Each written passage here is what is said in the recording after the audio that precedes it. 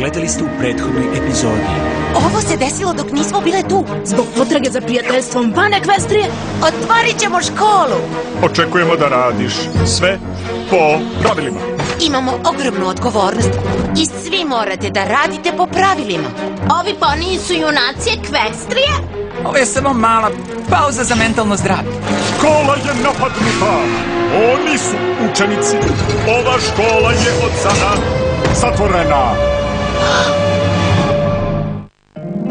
Moj mali poni, moj mali poni,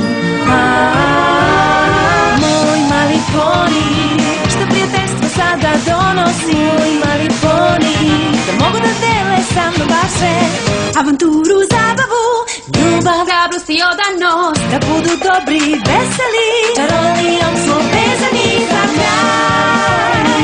Vi ste meni najbolji drugari. Moj mali poni, prijateljstvo je čarolija. Školska pomama, drugi deo. Twilight, da li se osjećaš dobro?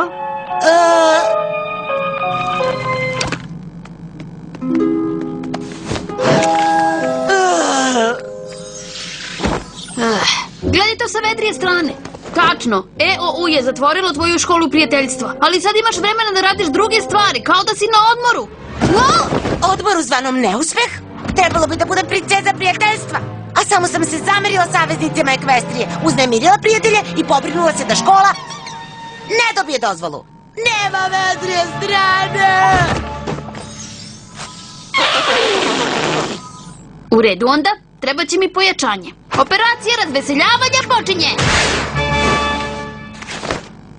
Hajde, Twilight! Ne možeš ceo dan da sediš u dosadnom mraku! Baš tako. Treba ti dvostruka doza pirea od jabuke Granny Smith. Kad sam ja tužna, zagrlje zeke Anđela me uvek raspoloži.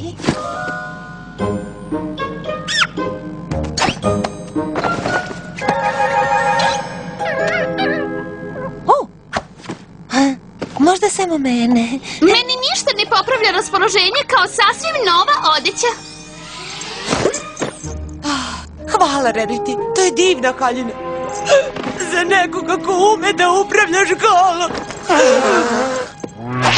Nisi mi rekao da je ovo zabava žaljenja. Dobila bih sladoled! Cenim to što pokušavate da me raspoložite, ali ne može se sve srediti haljinama i kolačima. Samo mi treba vremena za samoću i razmišljanja.